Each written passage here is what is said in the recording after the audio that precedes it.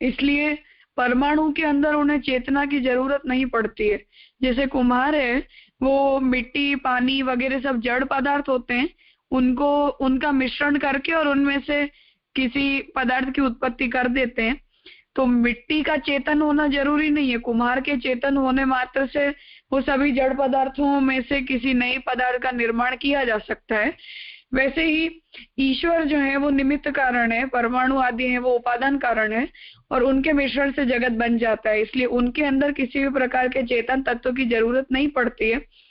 जब निमित्त कारण के रूप में ईश्वर जो है वो उन सभी पदार्थों का संयोजन कर देते हो।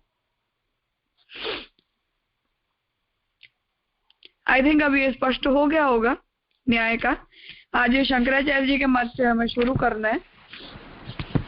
स्टार्ट करूं? हाँ कर। વિવર્તવાદ અંધારામાં દોરડા ઉપર નજર પડતા સર્પ ન હોવાનો આભાસ થતો હોય છે।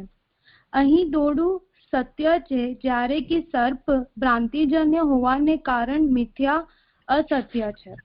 તે પ્રમાણે જગતની અનુભૂતિ અજ્ઞાનજન્ય ભ્રમણાને કારણે થતી હોવાથી જગત અસત્ય મિથ્યા છે।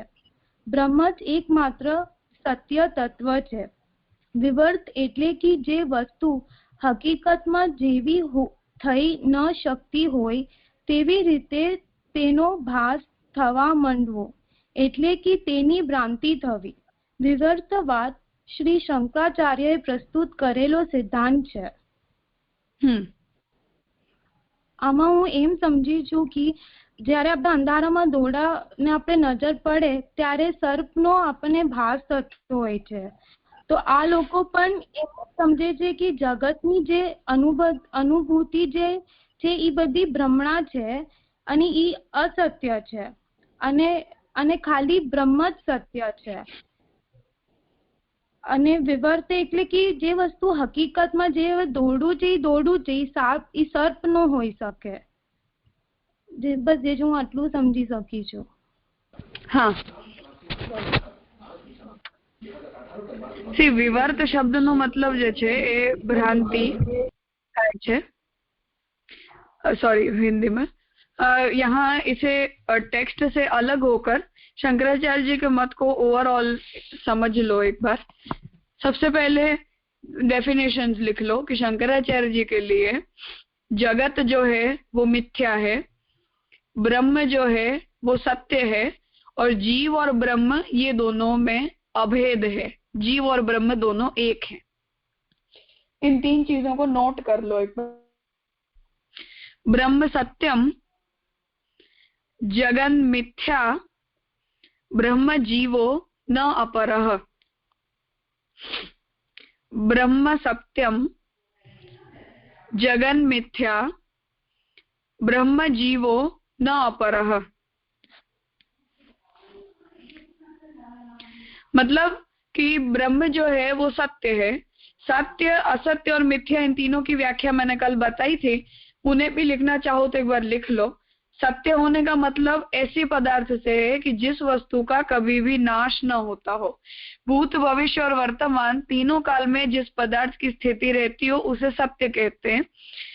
असत्य होने का मतलब ये है कि जिस पदार्थ की कभी भी प्रतीति ही न हो सकती हो। मतलब जैसे जिसके लिए हम उदाहरण के तौर पर लें तो सींगों वाला खरगोश, तो वो ऐसा कोई पदार्थ दुनिया में अस्तित्वमान हो ही नहीं सकता है। इसलिए सींगों वाले खरगोश की जो कल्पना है वो असत्य है, मतलब वो असत्य पदार्थ का एग्जाम्पल है। मिथ्या जो है वो तृतीय कोटि है। सद और असत से जो विलक्षण है, एक थर्ड वेराइटी है, उसे मिथ्या कहते हैं। मतलब ऐसा कोई पदार्थ कि जो सत्य भी ना हो और असत्य भी ना हो, मतलब 100% सत्य की डेफिनेशन में भी ना आता हो और 100% असत्य की डेफिनेशन में भी ना आता हो। मतलब कि जैसे जगत फॉर एग्जाम्पल, या हम खुद, जब हम जगत के किसी भी पदार्थ की बात करते हैं तो हम ऐसे हैं, मतलब जैसे टेबल कुर्सी है। अब टेबल सत्य इसलिए नहीं है क्योंकि कभी ना कभी तो टेबल का नाश हो ही जाता है। टेबल असत्य इसलिए नहीं है क्योंकि टेबल की प्रतीति ही हमें ना होती हो, ऐसा भी नहीं है। तो वो सत्य भी है और असत्य भी, मतलब 100% सत्य की डेफिनेशन भी उसके लिए नहीं दे सकते और 100% उस वस्तु को असत्य भी नहीं कह सकते। इसलिए सत्य और असत्य से विलक्षण जो हो उसे मिथ्या कहते हैं, उसे माया कहते हैं। ये 3 टर्म्स शंकराचार्य जी के दिए हुए हैं। उसमें शंकराचार्य जी, अब इन डिटेल इस बात को समझ लो कि जब ब्रह्म को वो सत्य कह रहे हैं तो उसका मतलब ये है कि तीनों काल में ब्रह्म का नाश कभी भी नहीं होता है। मतलब भूत भविष्य वर्तमान तीनों काल के अंदर ब्रह्म का अस्तित्व है। असत्य का मतलब, जब हम ब्रह्म को, जगत को असत्य कह रहे हैं तो जगत को, असत्य और सत्य, अब इन दोनों में से जगत की डेफिनेशन क्या? तो हम ये कहेंगे कि जगत सत्य इसलिए नहीं है क्योंकि जगत का तो प्रलय के समय नाश हो जाता है, या टेबल कुर्सी है ये पदार्थ नष्ट हो जाते हैं, ये तो हमें प्रैक्टिकली दिखाई भी देता है कि कोई भी वस्तु अमर नहीं है, हर एक वस्तु का कभी ना कभी नाश हो जाता है। इसलिए जगत के कोई भी पदार्थ सत्य नहीं है। असत्य क्यों नहीं है? क्योंकि हमें ये सब पदार्थ दिख तो रहे ही हैं, इनके साथ हम इंटरेक्ट भी कर रहे हैं, इन सभी वस्तुओं का उपयोग भी कर रहे हैं, तो इन्हें असत्य भी नहीं कह सकते, 100% असत्य भी नहीं है।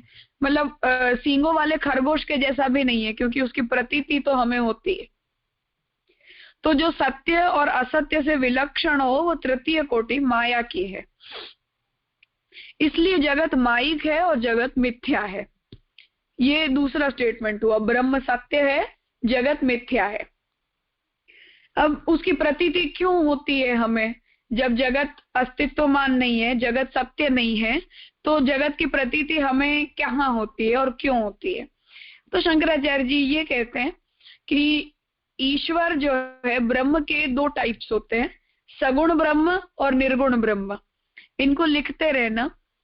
ब्रह्म की 2 वैरायटी, सगुण ब्रह्म और निर्गुण ब्रह्म। निर्गुण ब्रह्म का मतलब ये है कि जिसके अंदर कोई भी धर्म ना हो, जो अनादि, अनंत, निराकार, निर्गुण, निर्धर्म को, उसे निर्गुण ब्रह्म कहते हैं। उसी के सामने करस्पॉन्डिंग जो माया नाम का तत्व है, वो माया जो है वो अनादि है, ब्रह्म के ही जैसे। माया कभी भी कहीं से भी उत्पन्न नहीं होती है, पर माया अनंत नहीं है, माया का नाश हो सकता है। इसलिए अनादि और अनंत तत्व ब्रह्म है और अनादि और शांत मतलब अंत वाला तत्व माया है। इस टर्म्स में उसे लिख लेना। अनादि और अनंत तत्व ब्रह्म है, अनादि परंतु अंत वाला तत्व जो है वो माया है। अब शंकराचार्य जी ये कहते हैं कि भगवान की इच्छा से वो जो माया है, जो अनादि तत्व है, वो ब्रह्म के ऊपर अपना आवरण डाल देती है, और ब्रह्म जब उस माया के आवरण वाले हो जाते हैं तब उन्हें सगुण ब्रह्म कहा जाता है। और वो सगुण ब्रह्म को मैं जगत हूं ऐसी भ्रांति हो जाती है। मतलब इसे एक ऐसे एग्जाम्पल से समझ लो कि जैसे मैं किसी मिरर के सामने खड़ी हूं। अब मेरा जो फॉर्म है वो तो है, मिरर जो है उसके अंदर दिखाई देता मेरा जो वर्चुअल फॉर्म है वो एग्जिस्ट नहीं करता है। मिरर हट जाएगी, हम दीवार के सामने खड़े हो जाएंगे तो हमें वो प्रतिबिंब दिखाई नहीं देगा। तो ब्रह्म और माया, इन दोनों के बीच में ऐसा रिलेशन हो जाता है कि ब्रह्म जब माया के मिरर के सामने खड़े हो जाते हैं तो उस मिरर के अंदर उन्हें अपना स्वरूप जगत के रूप में दिखाई देने लगता है, और ब्रह्म को ऐसी भ्रांति हो जाती है कि मैंने ये जगत बना दिया, या मैं इस जगत को बनाने वाला हूँ, मैं जगत की स्थिति करने वाला हूँ, मैं जगत का लय करने वाला हूँ। ये भ्रांति वाली अवस्था वाला जो ब्रह्म होता है उसे सगुण ब्रह्म कहते हैं। और वो जब माया निवृत्त हो जाती है ब्रह्म के ऊपर से, तब ब्रह्म निर्गुण हो जाती है और माया का नाश हो जाता है। इस अर्थ में जगत जो है वो विवर्त है। मतलब कि जैसे हम अंधेरे के अंदर जा रहे हैं और किसी जमीन पर पड़ी हुई डोरी के ऊपर हमारा पैर पड़ गया तो हम डर जाते हैं। रात के अंधेरे की वजह से हमें ऐसा लगता है कि हमने सांप को छू लिया, पर वास्तविकता में सांप जैसी कोई वस्तु एग्जिस्ट नहीं करती है। सांप हमारे मन में पैदा हुआ है। रियल एग्जिस्टेंस, वर्चुअल एग्जिस्टेंस उस सर्प का कहीं भी नहीं है। एग्जिस्ट तो डोरी करती है। वैसे ही यहाँ भी ब्रह्म जो है वो माया के अंदर अपने आप को जगत के रूप में देखने लग जाते हैं। मतलब ब्रह्म को ऐसी भ्रांति हो जाती है कि मैं जगत के रूप में बन गया। ऐसी भ्रांति वाले जो ब्रह्म है उन्हें सगुण ब्रह्म कहा जाता है। और जब वो माया जब उस माया का नाश हो जाता है तब ब्रह्म जो है वो निर्गुण अवस्था में कहे जाते हैं। ये ओवरऑल जगत की कल्पना है। इसलिए जैसे हमारा प्रतिबिंब मिथ्या है जो मिरर के अंदर पड़ता है, वैसे ही भगवान जो इस जगत को देख रहे हैं, ब्रह्म जो इस जगत को माया के मिरर में देख रहे हैं, वो जगत भी मिथ्या है।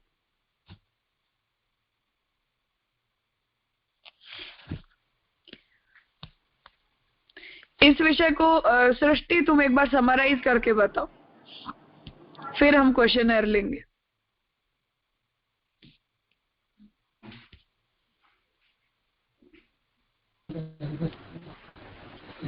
जैसे आपने ऐसा मैं जैसे समझी हूँ कि ब्रह्म जो है वो सत्य है, और सत्य उसको कहा जाता है जिसका कभी नाश नहीं होता है।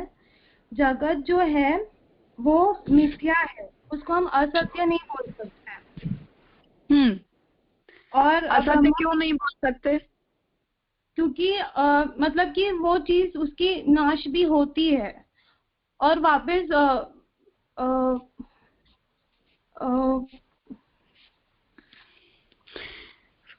देखो, नाश होता होने से उसे हम सत्य नहीं कह सकते, क्योंकि सत्य वो पदार्थ है जिसका कभी भी नाश नहीं होता है। लेकिन जगत के पदार्थों का तो प्रलय के समय नाश हो जाता है, इसलिए जगत को सत्य नहीं कह सकते। असत्य की व्याख्या क्या है?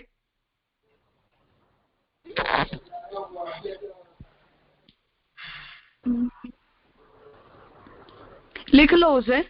असत्य का मतलब है कि जिस वस्तु की कभी भी प्रतीति ना होती हो, जो विषय, जो वस्तु हमारे सामने कभी भी आ ही नहीं सकती है, जो वस्तु कभी प्रकट ही नहीं हो सकती, जो एग्जिस्ट ही नहीं कर सकती, उसे असत कहते हैं। जैसे सींगों वाला खरगोश, खरगोश कभी सींगों वाला होता ही नहीं है, इसलिए सींगों वाला खरगोश ये असत है, क्योंकि वो कभी एग्जिस्ट ही नहीं कर सकता। तो जिन्हें तो ऐसे सर्प भी नहीं एग्जिस्ट हो सकता ना। हाँ, इसी बात को वो जगत के ऊपर इम्प्लाई करके पूछते हैं कि क्या जगत को हम असत कह सकते हैं? नहीं कह सकते, क्योंकि जगत के पदार्थों की प्रतीति तो हमें हो ही रही है। हम कुर्सी ऊपर बैठते हैं, टेबल का यूज करते हैं, खाते पीते हैं, जीते हैं, सब करते हैं। तो इन पदार्थों का हम उनके साथ अगर इंटरैक्ट कर रहे हैं, उसका मतलब ये है कि ये सब पदार्थ असत नहीं है। तो प्रॉब्लम जगत के साथ ही हुई कि जगत सत भी नहीं है और जगत असत भी नहीं है। तो आफ्टर ऑल जगत क्या है? सत और असत से विलक्षण जगत मिथ्या है। जी, आया इतना समझ में? जी जी जी, रिपीट कर सकते हो? जी, तो ब्रह्म जो है वो सत्य है क्योंकि उसका नाश कभी नहीं हो सकता। जगत जो है वो ना ही सत्य है ना ही असत्य है, वो मिथ्या है। वो असत्य नहीं है क्योंकि उसकी जो प्रकृति, मतलब कि जैसे आपने अभी बताया कि जो कुर्सी टेबल है उसका नाश हो सकता है, वो है, हम लोग बैठ भी सकते हैं और उसका नाश भी होता है। और जैसे जो सर्प होता, जो सर्प है, मतलब सर्प नहीं है लेकिन हमें वो भास होता है, वो जो हमें भ्रांति होती है, उसको असत्य कहा जा सकता है। राजा, मैं सही हूँ? तुम खुद सोचो, सर्प जो है वो असत्य है या सर्प है वो मिथ्या है? जो सर्प है वो मिथ्या है। हाँ, मिथ्या है। तो जगत क्या हुआ? जगत मिथ्या हुआ। हाँ, इसलिए जगत असत्य भी नहीं हुआ, क्योंकि जगत की प्रतीति तो हमें हो रही है ना। जी जी। हाँ, तो जगत के पदार्थों के साथ हम इंटरेक्ट कर रहे हैं, जगत के पदार्थों की हमें प्रतीति हो रही है, उसका मतलब ये है कि जगत के पदार्थ असत्य नहीं है। तो सत्य भी नहीं है और असत्य भी नहीं है, तो क्या है? मिथ्या है। मिथ्या है। इतना कंसेप्ट आया समझ में? जी जी जी। हाँ, अब बचा इतना पोर्शन कि अब जगत का मिथ्यात्व सिद्ध कैसे होता है, मतलब जगत मिथ्या हुआ कैसे, जगत का उपादान और निमित्त कारण कौन है? तो शंकराचार्य जी ये बात कहते हैं कि जगत का उपादान कारण माया है, ब्रह्म नहीं है। लिखते रहना इन चीजों को कि जगत का उपादान कारण जो है वो ब्रह्म नहीं है, जगत का उपादान कारण माया है। क्योंकि शंकराचार्य जी इस विषय में ये बात बताते हैं कि जैसा कारण होता है वैसा ही कार्य होता है। मतलब कि जैसे हमने लाल मिट्टी का यूज किया तो लाल मिट्टी में से लाल रंग का ही घड़ा बनेगा। लाल मिट्टी में से बना हुआ घड़ा कभी ब्लैक नहीं हो सकता है। वैसे ही अगर हमने काली मिट्टी का उपयोग किया तो काली मिट्टी से बना हुआ जो घड़ा है वो काला ही बनेगा, वो कभी लाल नहीं हो सकता है। तो अगर ब्रह्म निर्गुण है, क्योंकि वेद उनका प्रतिपादन ऐसे करती है कि यतो वाचो निवर्तन्ते अप्राप्य मनसा सह, मतलब कि ब्रह्म ऐसे हैं कि जिनका वर्णन हमारी वाणी नहीं कर सकती। ब्रह्म ऐसे हैं कि जहाँ जिनका विचार हमारा मन नहीं कर सकता, हमारी बुद्धि ब्रह्म के स्वरूप तक पहुंच नहीं सकती, ऐसा निर्गुण निर्धर्मक ब्रह्म है। अब अगर ब्रह्म ऐसा निर्गुण निर्धर्मक हो तो उनमें से तो कुछ उत्पन्न हो ही नहीं सकता, और अगर उनमें से कुछ उत्पन्न हो तो भी वो जगत जैसा नाशवंत, दुखों से भरा हुआ, अच्छाई बुराई वाला ऐसा नहीं हो सकता है। मतलब एक तो जड़ पदार्थ हैं, कुछ बुरे गंदे पदार्थ हैं, दुख उत्पन्न हुआ, हम जीव हैं वो अविद्या वाले हैं, हमारे अंदर किसी प्रकार का ज्ञान नहीं है, हम सब नाशवंत हैं। तो हमारा कारण जब ब्रह्म जैसा उत्तम पदार्थ हो और उनमें से पैदा हुआ कार्य हमारे जैसा हो तो इन दोनों के बीच में कार्य कारण का रिलेशन एस्टैब्लिश नहीं किया जा सकता है। ये शंकराचार्य जी की आर्ग्यूमेंट है कि लाल मिट्टी से बना हुआ घड़ा लाल ही होना चाहिए, काली मिट्टी में से बना घड़ा काला ही होना चाहिए। हम में से हम ऐसा कैसे कह सकते हैं कि हम तो बहुत गंदे हैं लेकिन हमारा कारण जो है वो एकदम शुद्ध है, ब्रह्म एकदम शुद्ध है, हम सब दुष्ट हैं, या हमारे अंदर सब गुण है, भगवान तो निर्गुण है, हमारे अंदर सब गंदे धर्म है, भगवान के अंदर सब अपराकृत धर्म है। तो ऐसा ऑपोजिट कैरेक्टरिस्टिक्स वाले दो पदार्थ में कार्य और कारण का रिलेशन नहीं हो सकता है। सृष्टि, इस आर्ग्यूमेंट को समझा सकते हो? देखो हमारा सिर्फ क्वेश्चन यहाँ ये है कि ब्रह्म को जगत का उपादान कारण क्यों नहीं माना जा सकता, इसके पीछे शंकराचार्य जी क्या आर्ग्यूमेंट देते हैं, इसे समझाओ।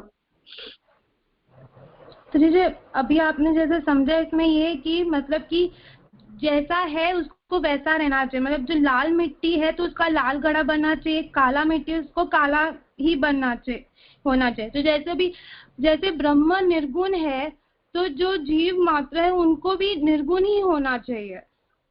सही?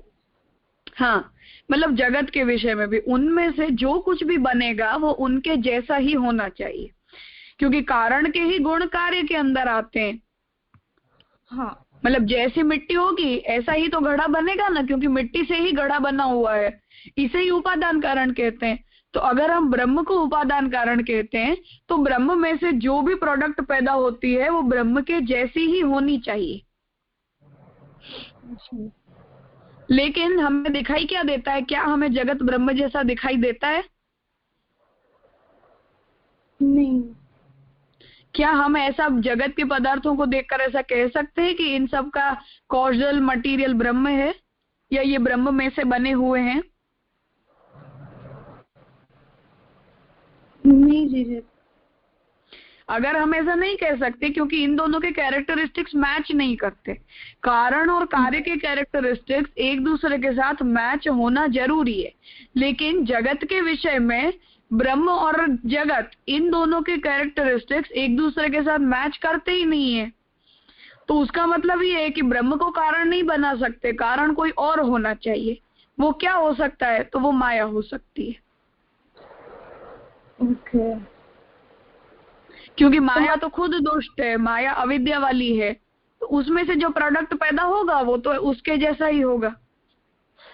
तो जैसे मतलब कि ऐसे समझा जा सकता है कि मतलब कि अकॉर्डिंग टू शंकराचार्य की जो भी ब्रह्म में मतलब कि जो भी जगत में जो चीज है वो ब्रह्म जैसी होनी चाहिए, लेकिन वो नहीं है इसलिए वो माया जैसी चीज है, इसलिए वो सारी चीज को माया बताया जा रहा है। हाँ, क्योंकि ब्रह्म को जगत के प्रति उपादान कारण कहने का इक्वेशन जो है वो जगत और ब्रह्म के बीच में सेट नहीं हो पा रहा है जी। क्यों नहीं हो पा रहा है? क्योंकि रूल ये है कि जैसा कॉजल मटेरियल हो वैसा ही उसका प्रोडक्ट होना चाहिए जी। कैरेक्टरिस्टिक्स तो उनके मैच करने चाहिए या नहीं करने चाहिए जी। अब कैरेक्टरिस्टिक्स ही मैच नहीं कर रहे तो उसका मतलब ये है कि ये वस्तु इसमें से पैदा नहीं हुई है, ऐसा। जी जी राजा, मैं समझ गई। हाँ, मतलब जैसे हमने मिट्टी का उदाहरण दिया कि मिट्टी लाल है तो उसमें से जो घड़ा बनेगा उसे लाल ही होना चाहिए, वो काला नहीं पैदा हो जाएगा। बराबर। वैसे ही काले रंग की मिट्टी है, उससे बना हुआ घड़ा लाल कैसे हो सकता है? वो काला ही होना चाहिए। तो कारण और कार्य, इन दोनों के कैरेक्टरिस्टिक्स एक दूसरे के साथ मैचिंग तो होने चाहिए ना। जी। क्योंकि कॉजल मटेरियल तुम जिसे बता रहे हो, जिसे तुम इंग्रेडिएंट बता रहे हो, वो इंग्रेडिएंट के कैरेक्टरिस्टिक्स कुछ और हैं और प्रोडक्ट के कैरेक्टरिस्टिक्स कुछ और हैं, ऐसा तो हो नहीं सकता है। जी। इसलिए ब्रह्म ही जगत बना है ऐसा नहीं कह सकते। इन शॉर्ट महाप्रभु जी जैसे ब्रह्म को जगत के प्रति उपादान कारण कह रहे हैं, ये स्टेटमेंट रॉन्ग है अकॉर्डिंग टू शंकराचार्य जी। इतनी बात आई समझ में? ये उनके तरफ की दी हुई आर्ग्यूमेंट है। जी राजा। हाँ धन्यवाद राजा। हाँ, एक मिनट, टर्न बाय टर्न। हाँ बोलो भाविन भाई। राजा, सॉरी फॉर द इनकन्वीनियंस, मैं मिथ्या का मीनिंग समझना चाहता हूँ, मैं थोड़ा लेट ज्वाइन हुआ था। मिथ्या का मतलब है कि जो सत्य भी ना हो और असत्य भी ना हो, सत्य और असत्य से विलक्षण हो, वो मिथ्या है। अच्छा, यहाँ पर जो सांप और रस्सी का जो भास दिखाया गया था, वो उसे मिथ्या कहा जा सकता है? मतलब यहाँ सांप जो है वो मिथ्या है। Okay okay okay. क्योंकि हमने जब वो रस्सी के ऊपर पैर रख दिया अंधेरे में, तो डर की वजह से हमें सांप की प्रतीति हुई। अब सांप है ही नहीं ऐसा भी नहीं कह सकते, क्योंकि नहीं तो हम डरे क्यों? कच्चे दिल का हो तो हार्ट अटैक भी आ सकता है इंसान को। तो सांप की वजह से उसका रिएक्शन तो आ रहा है। तो सांप कहाँ पैदा हुआ? सांप हमारे मन में पैदा हुआ। वो जगत बाहर पैदा नहीं हुआ है, बाहर तो रस्सी है, पर सांप हमारे मन में पैदा हुआ। जैसे वो हमारे मन का सांप मिथ्या है, वैसे जगत जो है वो पूरा ब्रह्म की भ्रांति में पैदा हुआ है, इसलिए जगत मिथ्या है।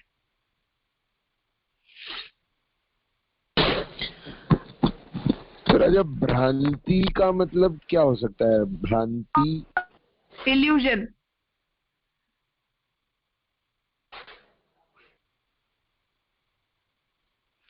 भ्रांति का मतलब होता है इल्यूजन, जो नहीं है वैसा हमें दिखने लग जाए, जो वस्तु जैसी है वैसी प्रतीत ना होकर कुछ और दिखने लग जाए, इसे भ्रांति कहते हैं। ओके राजा।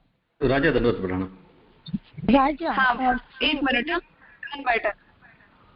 एक मिनट। कृणाल भाई बोलो। राजा धन्यवाद प्रणाम। अगर શંકરાચાર્યજી મતે બધું માયા છે તો પછી કર્મ બંધન લાગશે કે નહીં લાગે? બધું માયિક રીતે સ્વપ્નમાં કેવી રીતે બધું થાય? એવી રીતે તો થઈ શકે ને। स्वप्न में हमें लग भी सकता है, हम रो भी सकते हैं, हम खुश भी हो सकते हैं, सब कुछ हो सकता है। वैसे ही जगत में भी सब कुछ हो सकता है। अगर એટલે માયાના હિસાબે પુનર્જન્મ બી થશે, કર્મ બી થશે, કર્મનું કેલ્ક્યુલેશન બી ગણતરી બી થશે, બધું જ બધું થશે। એ ટોપિક પર આપણે જશું, જગતને એમના પ્રમાણે ડિટેલ સમજી લેશું ને ત્યારે આવા સમજાઈ જશે।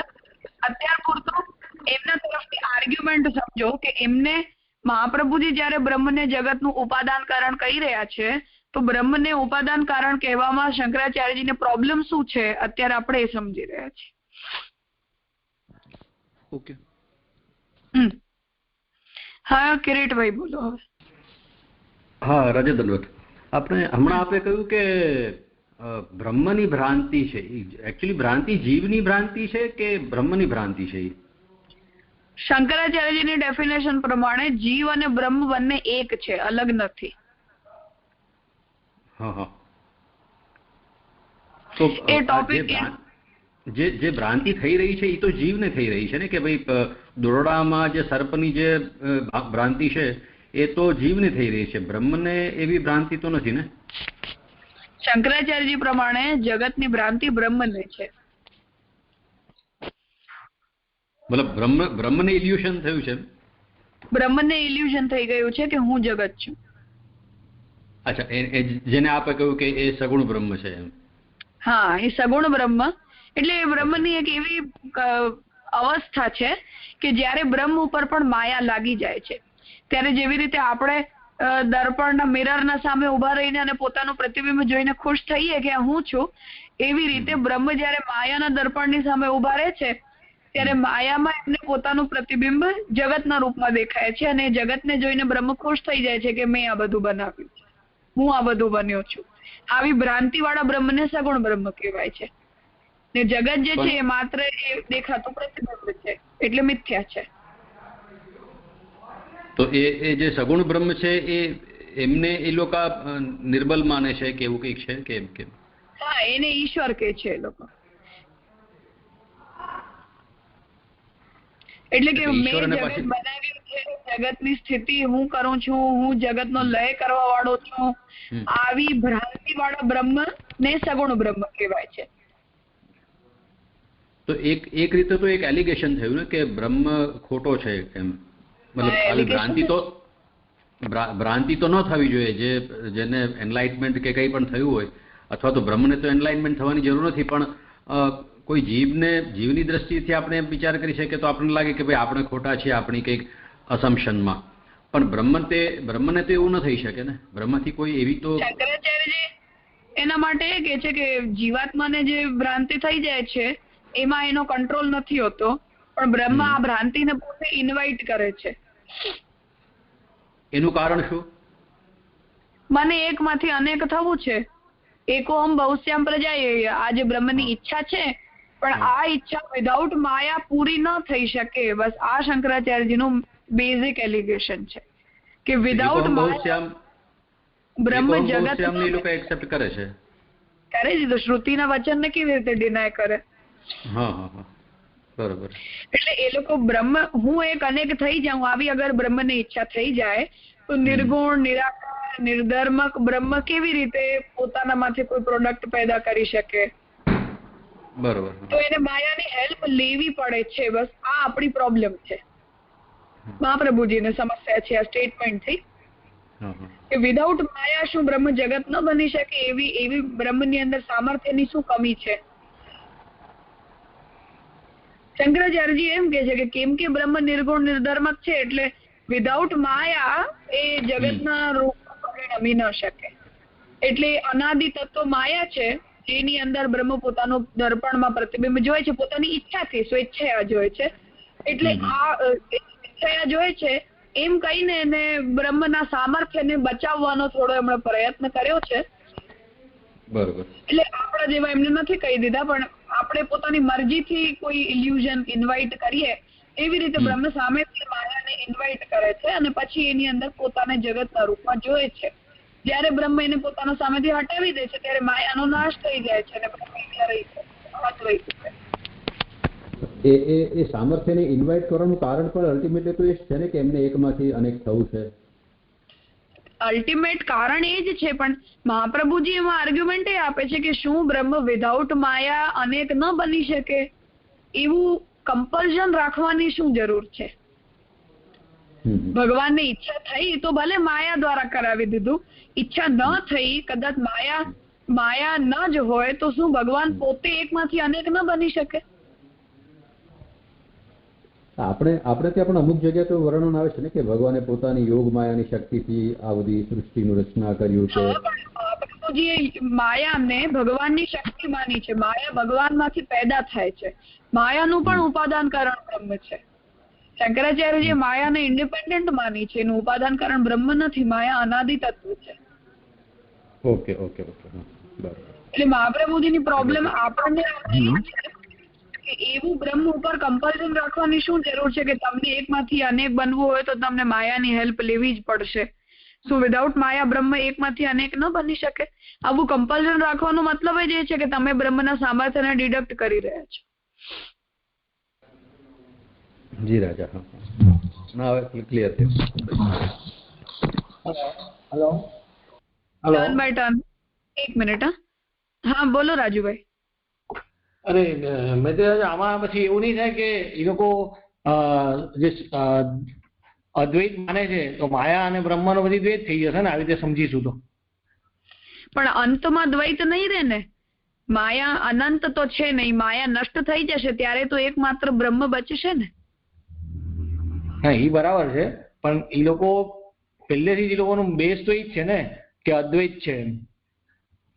કેવલ અદ્વૈત એમનો આ જ સેન્સમાં છે કે સૃષ્ટિની ઉત્પત્તિ કાલ પહેલા તો બ્રહ્મની સાથે સાથે માયા પણ અનાદિ તત્વ છે, પણ માયા કેમ કે નાશવંત છે એટલે એને સત્ય ન કહી શકાય. એટલે સત્ય તો એક માત્ર બ્રહ્મ છે, આ અદ્વૈત છે. બરાબર છે. ઓકે. કેમ કે માયા અનંત ન હોવાને કારણે ટોટલી ઇન્ડિપેન્ડન્ટ તો નહીં જ કહેવાય ને. નાશ તો એનો ક્યારે ને ક્યારે થવાનો જ છે. એ સેન્સમાં બ્રહ્મ એકમાત્ર સત્ય તત્વ છે, અદ્વૈત છે. આ अद्वैत नो मीनिंग છે. ओके बराबर है राजा. यही प्रश्न को आगे ले, ये जो अभी राजू भाई ने पूछा वही प्रश्न को आगे ले, तो अभी माया का नाश हो जाएगा फिर वो वापिस उत्पन्न नहीं हो सकती है ना, तो फिर हम अनादि नहीं बोल सकते ना उसको. मतलब ये सृष्टि सिर्फ एक ही बार उत्पन्न होगी, उसका मतलब ऐसा हुआ.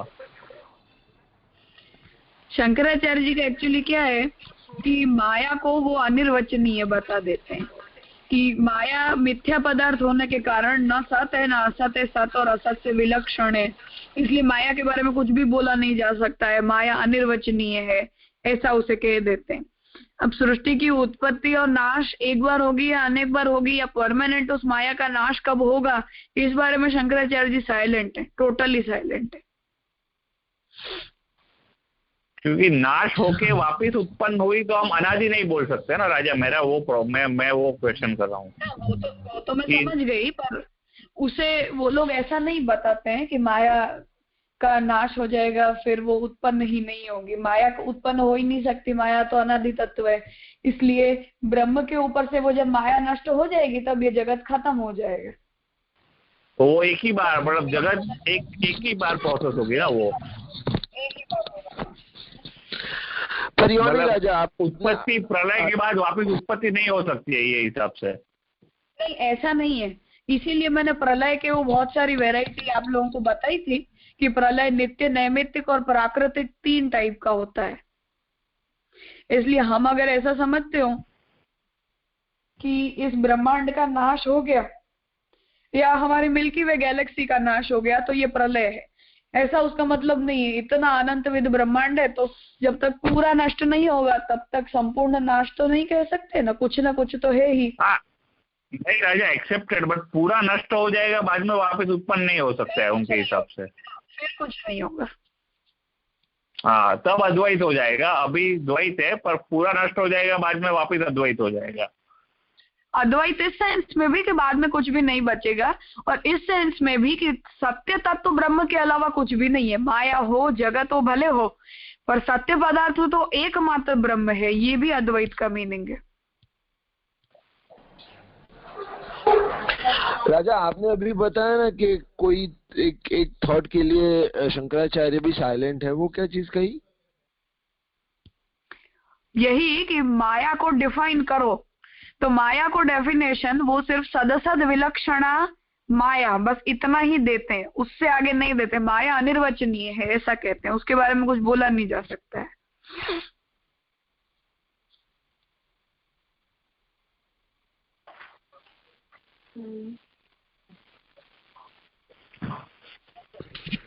રાજા તો આપણે માયાનું વેદમાં શું કહે છે? વેદ એટલે આ વસ્તુને સપોર્ટ કરે છે કે માયા ઇન્ડિપેન્ડન્ટ તત્વ છે, બ્રહ્મમાંથી પેદા નથી થયેલું. વેદ એનું નિરૂપણ એ રીતે નથી કરતું, પણ શંકરાચાર્યજી એમ કે છે કે કેમ કે જે મેં આર્ગ્યુમેન્ટ બતાવી કે હવે જગતનું કારણ શું માનીએ, કેમ કે આપણે ब्रह्म तो अपनी नॉलेज स्टार्ट थती नहीं, अपनी नॉलेज की शुरुआत हमारे ज्ञान की शुरुआत तो हमें दिखाई देते पदार्थों से होती है। अब जब मैं मेरे आसपास के पदार्थों को देखती हूँ तो मुझे ऐसा लगता है कि ये सब दोष वाले हैं, इन सब के अंदर कुछ न कुछ गुण है, इन सब का नाश हो जाता है, ये वस्तु खत्म हो जाती है वगैरह वगैरह। अब ऐसी कैरेक्टरिस्टिक्स वाली पदार्थों को जब हमारे आसपास देखते हैं, फिर हमारे सामने प्रैक्टिकल सिर्फ एक नॉलेज के बढ़ने की प्रोसेस अगर हम देखें तो नेक्स्ट कभी हमें ये समझ में आता है कि अच्छा ब्रह्म नाम का कोई एक तत्व भी है। अब वो तत्व कैसा है, तो निराकार है, निर्गुण है, निर्धर्मक है वगैरह वगैरह, अनादि है, अनंत है। अब जब हम उसे और जगत को कंपेयर करते हैं तो हमें ऐसा लगता है कि हम जब जगत के बारे में अब सोचें कि अच्छा जगत कहाँ से आया होगा, तो उसका एक आंसर है कि भगवान में से आया होगा, जगत भगवान में से, भगवान जगत को बनाते हैं। फिर हमें ऐसा होगा कि क्या भगवान और जगत इन दोनों के कैरेक्टरिस्टिक्स मैच करते हैं, क्योंकि जगत के पदार्थ जो हैं वो और ब्रह्म के अंदर तो कोई कंपैरिजन का पॉइंट ही नहीं है। हम नाशवंत हैं। जो महाप्रभु जी को चिंता हुई थी कि जीव दोष वाले, भगवान निर्दोष है, इन दोनों का संबंध कैसे करवाऊं, वैसे तो शंकराचार्य जी ये कहते हैं कि अगर इन दोनों पदार्थों में कोई कंपैरिजन का पॉइंट नहीं हो सकता, इसका मतलब कि ब्रह्म जो है वो जगत का उपादान कारण तो नहीं हो सकता है। अब उपादान कारण नहीं है तो उपादान कारण कौन है, तो एक ऐसा अनिर्वचनीय तत्व है, क्योंकि जगत भी सत्य भी नहीं है और असत्य भी नहीं है, जगत मिथ्या है। तो वैसा ही कोई मिथ्या तत्व जगत का उपादान कारण होना चाहिए। तो वो कौन है, वो माया शक्ति है, जिसका निरूपण वेद में शक्ति के रूप में आता है, भगवान की शक्ति के रूप में। उसे अनादि मान लो, ब्रह्म में से उत्पन्न हुआ न मानो। अब अनादि जब हम मान लेंगे तो ऐसी ही मिथ्या माया से पैदा हुआ जगत भी मिथ्या है और ब्रह्म सत्य है। ब्रह्म उसका निमित्त कारण है, माया उसका उपादान कारण है। तो तुम्हारी प्रॉब्लम सॉल्व हो जाएगी, ऐसा शंकराचार्य जी कहते हैं।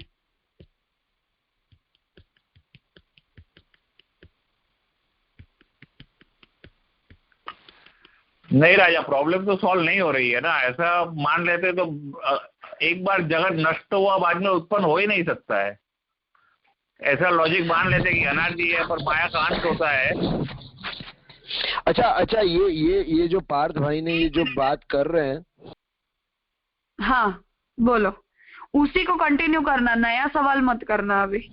नहीं, मैं वही कहना चाहता हूँ कि अगर पार्थ भाई जिस हिसाब से बात कर रहे हैं वो कैलकुलेशन में अगर मनु के समय मनवंतर की समाप्ति होनी, सृष्टि का नाश होना, या फिर वो जो न्यू क्रिएशन का मतलब रिन्यू होना, वो रिन्यू होता है, वो चीज को ऐसा कह सकते हैं कि वो एक माया का समापन हुआ और दूसरी माया का क्रिएशन, ऐसा कह सकते हैं। अरे माया अनादि है, क्रिएशन का तो प्रश्न ही नहीं है।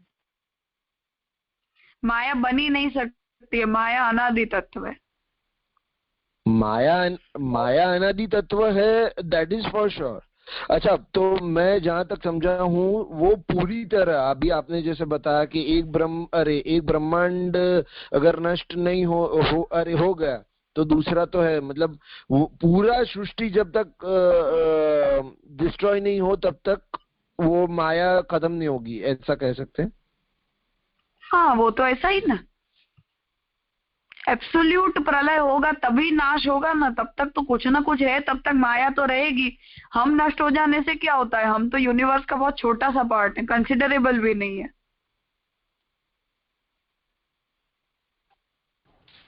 इन શોર્ટમાં એમ સમજવાનું કે આપણે વેદ એમ કહે છે કે માયા એક શક્તિ છે બ્રહ્મમાંથી ઉત્પન્ન થયેલી, અને જ્યારે શંકરાચાર્ય એમ માને છે કે માયા એક ઇન્ડિવિજ્યુઅલ ફિનોમિના છે, વેદ એટલે એ બ્રહ્મમાંથી ઉત્પન્ન થયેલું નથી, એવું શંકરાચાર્યજી માને છે। રાજા હા, જો શંકરાચાર્ય એમ માને કે માયાથી ઉત્પન્ન થયું છે તો શંકરાચાર્ય તો ઉપનિષદને માને જ છે, અરે વેદને માને છે, વેદના ઉત્તરકાંડને ઉપનિષદને માને છે। હવે વેદની અંદર તો એમ કીધું છે કે તે પોતે બધા રૂપે પ્રકટ થયો, બ્રહ્મે તેને પરાભવ કરી નાખે છે, જે બ્રહ્મ સિવાય બીજું કાંઈ જાણે છે કે જોવે છે। જો આ વાક્ય ઉપનિષદનું હોય તો શંકરાચાર્ય ઉપનિષદને માનતા હોય ઉત્તરકાંડને, તો how can he contradict his own statement? उसके लिए ऐसा है कि वाचारंभणो नामधेयो विकारः, ये भी एक श्रुति वचन है। उसमें ये कहा जाता है कि जैसे मिट्टी में से बने हुए सभी पदार्थ मृदात्मक हैं, लेकिन मृदात्मक जितने भी पदार्थ हैं वो सब असत्य हैं, सिर्फ मिट्टी ही सत्य है। ये भी उपनिषद का वचन है। इस वचन को यूज करके शंकराचार्य जी ये कहते हैं कि वैसे ही पूरा जगत के जितने भी पदार्थ हैं वो सब मृदात्मक होता है, वैसे ये सब कुछ मिथ्या है, और सत्य जैसे मिट्टी है वैसे सिर्फ ब्रह्म सत्य है। उपनिषद के वचन को कॉन्ट्राडिक्ट नहीं करते हैं, वो यहां से उसे ले आते हैं अपने वाद को।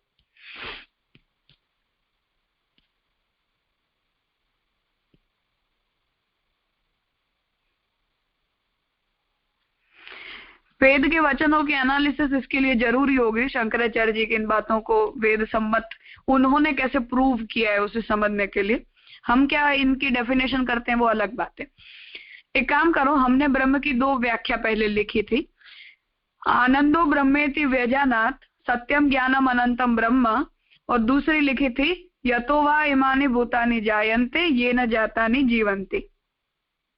अब इन दो व्याख्याओं में शंकराचार्य जी ये कहते हैं कि दोनों ब्रह्म को ही अगर डेफिनेशन देनी थी तो एक ही ब्रह्म के लिए उपनिषद ने दो दो डेफिनेशंस को यूज क्यों किया।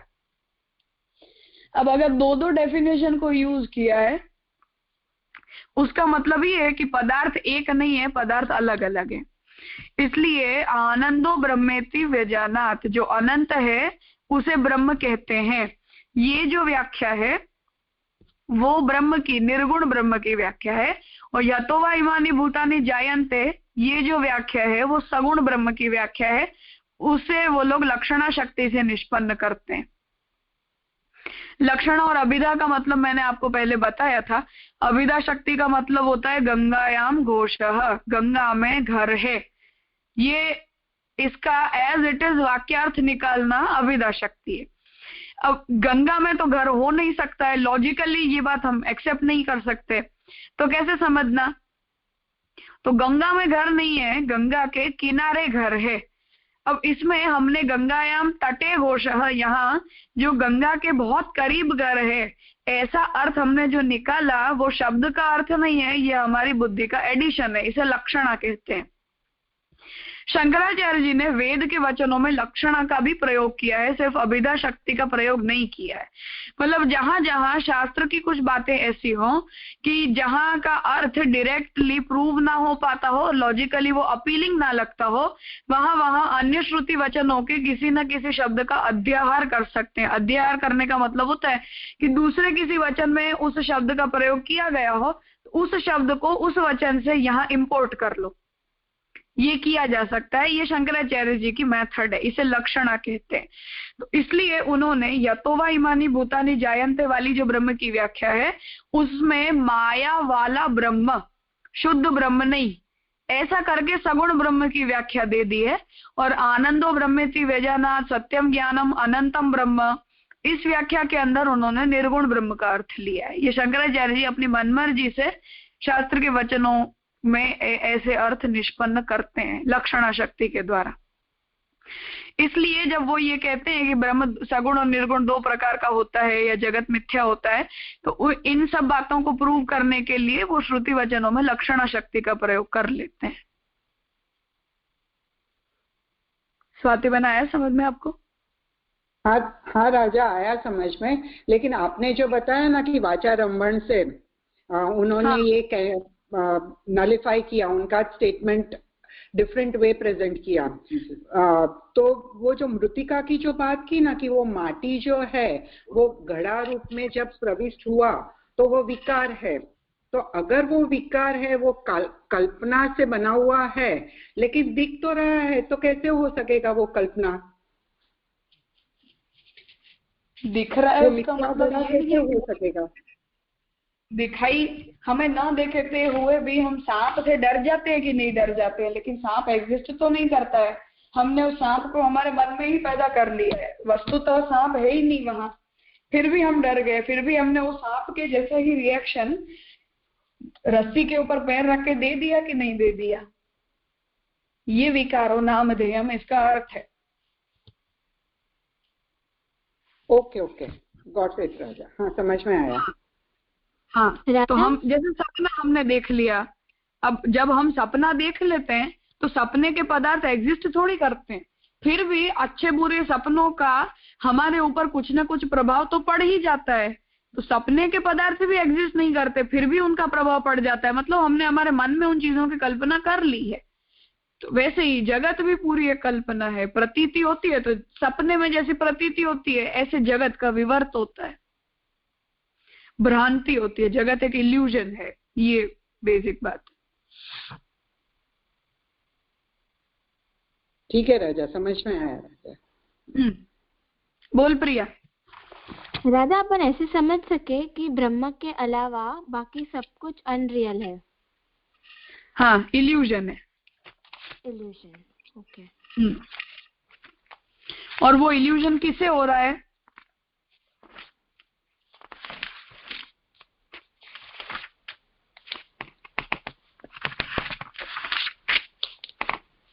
प्रिया। हाँ राजा। वो इल्यूजन किससे हो रहा है? पर मिथ्या मानने वाली है। वो इल्यूजन ब्रह्म को खुद को हो रहा है, ये सबसे बड़ा प्रॉब्लम है। ओके, एक मिनट। मतलब जैसे हमें रस्सी का भ्रम हो जाता है और हम रस्सी को देखकर डर जाते हैं, उसका रिएक्शन दे देते हैं, वैसे ही ब्रह्म को भी जगत होने का इल्यूजन हो जाता है। इसलिए मैंने जगत को बनाया है, मैंने जगत की स्थिति की, मैंने जगत को लीन किया, ऐसे सब ब्रह्म बोलने लग जाते हैं। ये सब कुछ इल्यूजनरी है, ये ब्रह्म का इल्यूजन है। जो माया के सामने, ओके, मिरर के सामने, जैसे हम मिरर के सामने खड़े हो जाते हैं और अपने रूप को देखकर हम ये सोचते हैं कि अच्छा ये मैं ही हूँ, लेकिन वो हम थोड़ी है। हाँ, राइट। तो वैसे ही ब्रह्म को भी माया के दर्पण के सामने खड़े हो जाते हैं, तब ऐसा लगता है कि मैं ही जगत हूँ, लेकिन जैसे वो मिरर की इमेज एग्जिस्ट नहीं करती है, वैसे जगत भी एग्जिस्ट नहीं करता है। तो राजा वो अपने आप को सुपर इम्पोज करे। हाँ, ब्रह्म अपने आप को ही जगत के रूप में सोच लेते हैं। ओके। जैसे हम अपना प्रतिबिंब देख लेते हैं, रिफ्लेक्शन देख लेते हैं, वैसे ब्रह्म भी अपना रिफ्लेक्शन जगत के रूप में देखते हैं, और देख के हम जैसे खुश होते हैं वैसे ब्रह्म को भी ऐसा होता है कि मैं ये सब कुछ बनाऊं। हाँ राजा। राजा, इसका एक अर्थ तो ऐसा हुआ ना कि वो जो दर्पण है, जो इल्यूशन है, मतलब जो माया है, वो ज्यादा शक्तिशाली या शक्तिमान हो गया ब्रह्म के सामने कंपेयर अगर करें तो। टेक्निकली तो हो ही गया, लेकिन शंकराचार्य जी अपना बचाव, क्योंकि ब्रह्मवाद तो उन्हें बोलना पड़ेगा अगर वेद को लेकर चल रहे हैं, तो इसलिए शंकराचार्य जी उस कंडीशन में ये कह देते हैं कि लेकिन जैसे ब्रह्म ने स्वयं उस माया को इनवाइट किया है ना, इसलिए माया शक्तिशाली नहीं है, ब्रह्म शक्तिशाली। माया जबरदस्ती आकर तो ब्रह्म के ऊपर लगी नहीं है, भगवान ने अपनी मर्जी से उसे बुलाया है, क्योंकि ब्रह्म को ऐसी इच्छा हो गई कि मैं एक अनेक हो जाऊं। तो अनेक होने की इच्छा हुई, तब उन्होंने माया को इनवाइट किया और माया लग गई। इसलिए जबरदस्ती माया ब्रह्म के ऊपर नहीं लग सकती है, लेकिन ब्रह्म की इच्छा से तो लग सकती है ना। अच्छा, बराबर। तो मतलब वो ब्रह्म की इच्छा से ही वो माया शक्ति लगी है। हाँ, वो कहते तो ऐसा ही है, लेकिन अनादि कहने से फिर मतलब तो यही हो गया ना कि तुम ब्रह्म से अलग कुछ ना कुछ पदार्थ बताना चाहते हो। नहीं तो ब्रह्म से ही पैदा होती है, ये कहने में तुम्हें क्या प्रॉब्लम थी? माया को वो स्वतंत्र शक्ति मानते हैं, अलग से। हाँ, अनादि मानते हैं, तो मतलब यही हुआ ना कि तुम उसे अलग रखना क्यों चाहते हो फिर? बरोबर, ठीक है। हॅलो, हाँ, प्रश्न ऐसा होता कि शंकराचार्य ये मान रहे कि ब्रह्म को एक से दो होने की इच्छा हुई, तो हाँ। हम जैसे वाको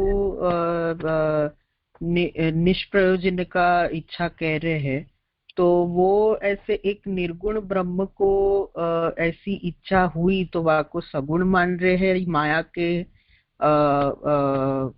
वो आने के पहले ही, आवरण आने के पहले ही, कि उनका कोई और या को एक्सप्लेनेशन दे रहे हैं? सॉरी, रिपीट कर सकते हो? हाँ, अब मेरा प्रश्न ऐसे था कि जब भी आपने अभी रिसेंटली कहा, अभी जस्ट कहा कि ब्रह्म को एक से दो होने की इच्छा हुई, उसके बाद ब्रह्म ने अपने आप माया को इनवाइट किया अपने ऊपर, और वो आवरण से ये जगत की प्रतीति हो रही है। तो ऐसे ब्रह्म को जब भी इच्छा हुई तो हम जैसे महाप्रभु जी के हिसाब से निष्प्रयोजनी का इच्छा कह रहे हैं, अलौकिक इच्छा कह रहे हैं, और या लिए हम लोग ब्रह्म की इच्छा और हमारी इच्छा से हम लोग नहीं मिला रहे हैं। तो वैसे अगर शंकराचार्य के मत से अगर ब्रह्म निर्गुण निराकार है, तो ऐसे ब्रह्म को इच्छा कैसे हुई, वाको क्या उत्तर दे रहे हैं? इसीलिए वो इच्छा हुई, इसलिए वो सगुण ब्रह्म है। तो मतलब तब तक ऑलरेडी माया का आवरण आ गया। हाँ, बस वो जब ब्रह्म अपने आप को मैं एक नहीं हूँ या मुझे एक से ज्यादा होना है, बस तब माया आ चुकी है। ओ अच्छा अच्छा अच्छा। तो ऐसा कोई इस जंक्चर पे माया आ चुकी है। अच्छा अच्छा। तो ऐसा कुछ कोई प्रोसीजर नहीं है कि मतलब जैसे हम बताते हैं जीवात्मा को प्राकट्य कैसे भयो, तभी वैसे ही उन लोग ऐसे लिटरली जब ऐसी इच्छा हो गई मतलब माया ऑलरेडी लग चुकी है वैसे करके? हाँ। अच्छा। जीवात्मा के बारे में तो उनकी थोड़ी अलग थियरी है, वो हम अब नेक्स्ट क्लास में पढ़ेंगे। जगत के लिए उनकी इतनी बात थी, वो मुझे पता है थोड़ा कंफ्यूजिंग लग रहा होगा, ना भी समझ में आया हो, पर आज का रिकॉर्डिंग एक और बार आप लोग सुन लेना। हम सोमवार को जब इस विषय को कंटिन्यू करेंगे तब एक बार मैं फिर से इसे समराइज करके फिर आप लोग हम क्वेश्चनर ले लेंगे इस बारे में।